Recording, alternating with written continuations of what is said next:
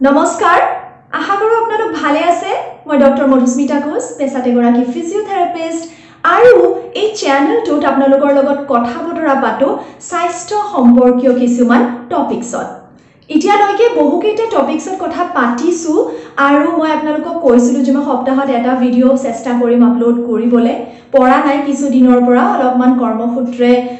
ব্যস্ত আছিলো আৰু সেইভাবে সময় উলিয়াব পৰা নাছিলো আকৌ আজি আহিছো আপোনালোকলৈ এটা বহুত গুৰুত্বপূৰ্ণ টপিক লৈ আৰু টপিকটো হৈছে কঁকালৰ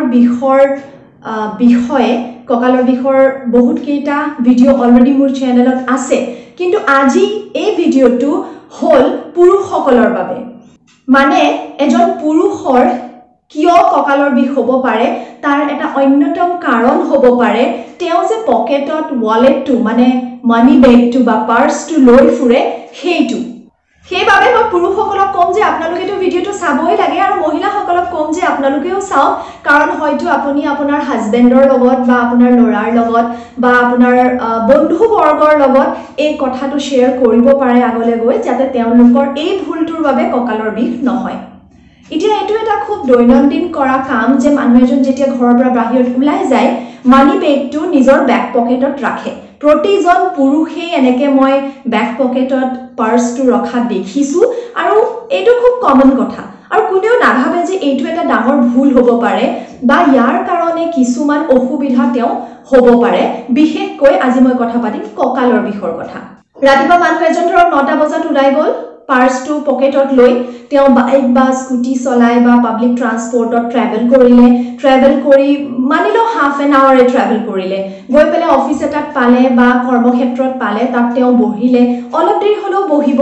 বা হয়তো তেওঁ ইফাল সিফাল কৰিলে তাৰ মাজতে লাঞ্চ কৰিব বহিলে বা তেওঁ কিবা কাৰণত মিটিঙত বহিলে আৰু গৈ পেলে ঘূৰি আকৌ তেওঁ 5টা বা 6টা বজাতহে ঘৰ সোমাব আৰু আজিকালিটো কিছুমান স্ট্ৰেসফুল জবত মানুহ 7টা 8টাটো ঘৰ সোমায় সো ইমান দীঘলীয়া সময় পাৰ্সটো যেতিয়া পকেটত ৰাখি মানুহ এজন বহে বহু কেইটা চেঞ্জেস হয় তেওঁৰ শৰীৰৰ এলাইনমেন্টত কেনেকে হয় মই অলপমান আপোনালোকক সহজ ভাষাত বুজাবলৈ চেষ্টা কৰিম আশা কৰো আপোনালোকে বুজিব এতিয়া এই ডায়াগ্ৰামটোত চাওক হা এইটো কোৱা হয় আমাৰ পেলভিস মানে আমাৰ ধৰক যেনেকে আমি বহিলু ঠিক আছে এই কঁকালৰ পৰা তলৰ অংশটো এই গুটি এৰিয়াটো কোৱা হয় পেলভিস এতিয়া যদি মানুহ এজনে পাৰ্স এটা পকেটত ৰাখে এফালে ৰাখিব কি হয় পেলভিসটো এনেকে অলপমান টিল্ট হৈ যায় মানে ওপৰৰ পিনে এটা সাইডে উঠি গল এটা পিনে তলফালে হৈ থাকিলে মানে হে যে সিধাকে আসিলে হে এলাইনমেন্টটো হলহলনি হৈ গল আৰু এটো অকল 1-2 মিনিটৰ বা 10 মিনিট 15 মিনিটৰ কথা নহয় গুটেই দিন জুৰি সদায় মানুহজনে তেনেকে অফিসলৈ গৈ আছে তেনেকে বজাৰ সমাৰ কৰিবলৈ গৈ আছে বহি আছে দিনটো তেনেকে পকেটত ৰাখি পেলাই মানুহজন বহিছে কৰ্মক্ষেত্ৰত হওক বা বজাৰ সমাৰ কৰোতে হওক বা কাবাৰ ঘৰলৈ যাওঁতে হওক so continuous period of time এনেকে ওয়ালেট লৈ থাকিলে আৰু আৰম্ভ হৈ যায় যেতিয়াৰ পৰা ল'ৰা এজন ধৰক কলেজ আৰম্ভ কৰে তেতিয়াৰ পৰা আৰম্ভ কৰি একদম বুঢ়া বয়সলৈকে হয়নে আমি সবকে দেখিছো টিনেজাৰ্ছক দেখিছো আমি কলেজ গোইং ষ্টুডেন্টছক দেখো আমাৰ চাকৰি কৰা মানুহসকলেটো কৰে আমাৰ দেউতা বৰ্তাহতে ককাহতেওটো বজাৰলৈ যাওঁতে তেনেকে পকেটত পাৰ্সটো লৈ যায় বা কাবা ঘৰলৈ ফুৰিবলৈ যাওঁতে লৈ যায় সো এই যে ল্যাটাৰাল টিল্টিংটো হৈছে হা মানে সাইডলে এনেকে এটা সাইড উঠি গৈছে পেলভিসটো ঠিক আছে আৰু ক'ব পাৰি যে দুইটা সাইড পেলভিসৰ ইতিয়া দুটা ডিফাৰেন্ট ডাইৰেকশনত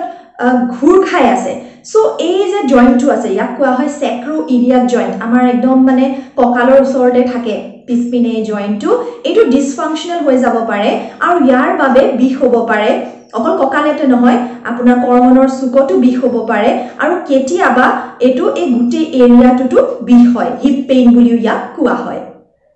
ইয়াৰ বাহিৰে এনেকে টিল্টেড পেলভিসৰ কাৰণে স্পাইনৰ মানে আমাৰ ৰাজহাড়ৰ এই ফেসেট জয়েন্ট বিলাকটো কিছুমান কম্প্ৰেশন হ'ব পাৰে আৰু বহুত দিন ধৰি যেতিয়া মানুহ এজনে এনেকে ওয়ালেট এটা লৈ থাকে বহে ঠিক আছে ইয়াৰ বাবে কিছুমান নাৰ্ভ ৰুট ইম্পিঞ্জমেন্ট হ'ব পাৰে ইম্পিঞ্জমেন্ট মানে নাৰ্ভ ৰুট বিলাক হেঁচা খাব পাৰে আৰু তাৰ বাবে কঁকালৰ বিষ হ'ব পাৰে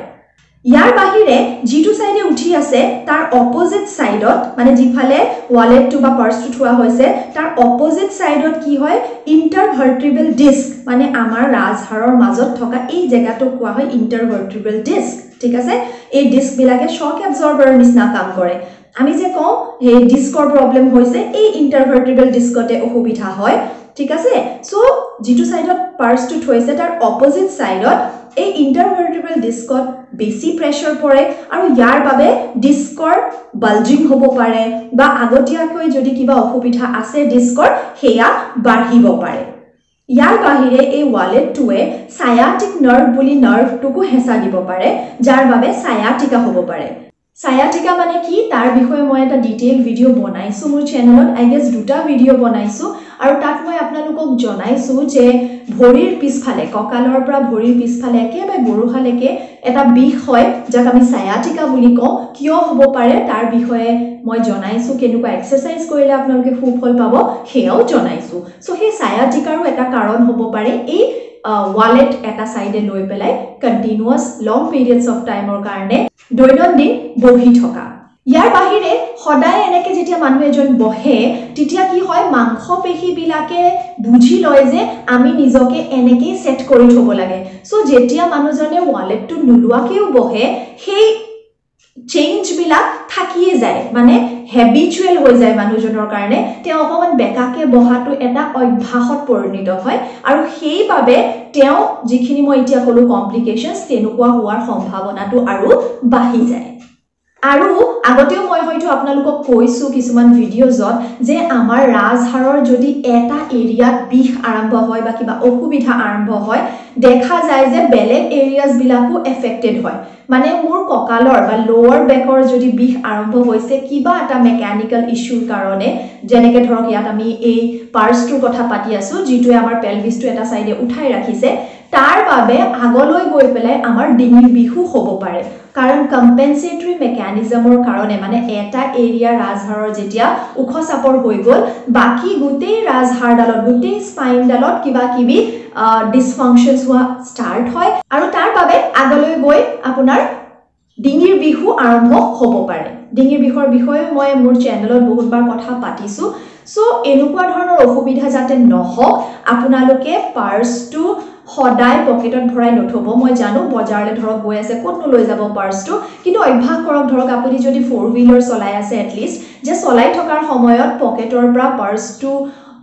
অটৰাই নিজৰ ড্যাশবোৰ্ডত ৰাখক বা সাইডত ৰাখক কবাত ৰাখক ঠিক আছে এনেকুৱা ধৰণৰ অসুবিধাৰ পৰা আপুনি হাত হাৰিব পাৰিব আৰু কঁকালৰ বিষৰ বহুত কাৰণ আছে এটো অকল এটা কাৰণ যেটো খুব কমনলি মানুহে ভুল কৰে আৰু বহুতৰে কঁকালৰ বিষৰ